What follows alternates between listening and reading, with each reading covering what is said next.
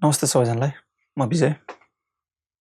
म पेसागत हिसाबले चाहिँ म रेस्टुरेन्टमा काम गर्छु एज अ सेफ। र म चाहिँ अलमोस्ट यो ठाउँमा आएको चाहिँ अब 3 वर्ष हुन लाग्यो।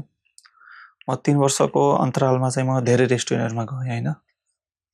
अनि म अलमोस्ट नेपाली र इन्डियन रेस्टुरेन्टमा चाहिँ धेरै भिजिट गर्छु हैन। एज अ कामले पनि भयो अनि एज अ सराउन्डिङ धेरैले चाहिँ इन्भाइट पनि गर्नुहुन्छ आउन एकचोटि भनेर हैन। म जाँदाखेरि चाहिँ अनि त्यहाँ अलमोस्ट सबै नेटफ्लिक्स र इन्डियन रेस्टुरेन्ट जो ओनर हुनुहुन्छ उहाँको रेस्टुरेन्टको चाहिँ एउटा कस्तो छ भन्दा सबैको प्यारालल एउटै रहेछ के हैन।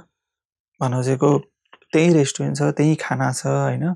अरु कुनै मान्छेले खोल्दाखेरि चाहिँ यस्तो राम्रो चलिरहेछ। लगभग उनीहरूको पर डेको सेल 10,000 15,000 पाउन्डसम्मको सेल हुन्छ।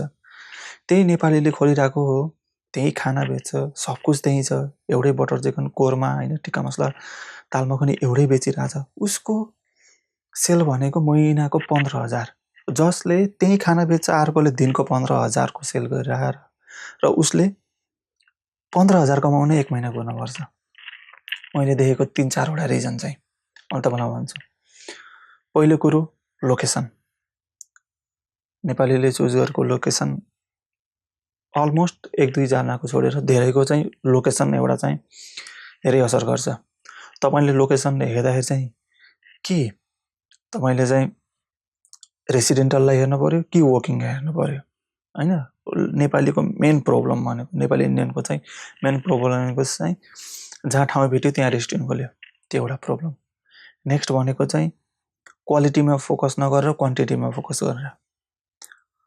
कस्टमरलाई थोरै खाना दिनुस्। कस्टमरले कहिले पनि आजसम्म मैले काम गर्न लागेको यही ठाउँमा 3 वर्ष हुन लाग्यो। आजसम्म पनि किन खाना कम भयो भनेर कसैले पनि कम्प्लेन गर्दैन। कम्प्लेन गर्यो भने हिजो खाँदाको टेस्ट थोरै डिफरेन्ट थियो, आजको किन डिफरेन्ट भयो त्यसमा कम्प्लेन गर्छ कस्टमरले। Still now no never complain about the हजुरको क्वालिटीमा हैन। तपाईले क्वान्टिटीमा फोकस छ इन्डियन र नेपाली रेस्टुरेन्टमा चाहिँ धेरै दिन no never customer never want too much food. They want tasty and quality food. त्यो चाहिँ मेन प्रब्लम छ हैन। अर्को कुरा भनेको जिरो भनेको मार्केटिङ। मार्केटिङ त नेपाली इन्डियन रेस्टुरेन्टमा मार्केटिङ त जिरो नै छ हैन। मैले देखेको कुरा हैन। अरु यही भएको लोकलहरुको रेस्टुरेन्ट हेर्नुस्, सानो नै टेक होइन किन नहोस् यति धेरै मार्केटिङ गरिरहेको हुन्छ उनीहरुले। मार्केटिङ त नेपाली रेस्टुरेन्ट कस्तो छ भन्दाखेरि चाहिँ कस्टमर आइदिने नआए नदिने।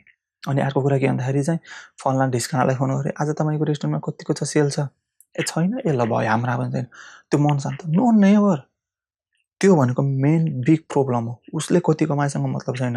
एज अ ओनर तपाईले कति कमाउनु भयो, तपाईको एक्सपेन्सेस हुन्छ, तपाईले त्यही अनुसार कस्टिङ निकाल्न पर्छ। इच एन्ड एभ्री कुरा ह्यान्डल गर्न सक्नु पर्यो नि त। त्यो हुँदाखेरि चाहिँ फल्नाले कति कमाएसँग मतलब होइन के। फल्नाको कहाँ रेस्टुरेन्टसँग त्योसँग मतलब हुन्छ नि त। उसको कुनै रेसिडेन्टल एरियामा होला रे, कुनै भित्र होला रे। उसले तपाईको महिनाको 400-500 रुपैयाँ त्यसलाई रेन्ट दिएर हुन्छ र त्यही ठाउँमा तपाईले 1500-2000 रुपैयाँ रेन्ट तिर्न पर्छ होला। त्यो हेर्न पर्यो, स्टाफ हेर्न पर्यो, एक्सपेन्सेस हेर्न पर्यो, तपाईले ल्याएको खानाहरु हेर्न पर्यो, वेस्टेज निकाल्न पर्यो।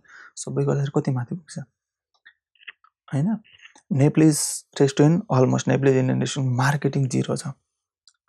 यो चाहिँ मैले देखेको। किनकि म अलमोस्ट सायद म धेरै रेस्टुरेन्टमा गइसकेको छु हैन। मैले अलमोस्ट चिनेको अलमोस्ट सबै रेस्टुरेन्टमा गइरहेको छु। सबैको प्याटर्न एउटै छ। No change.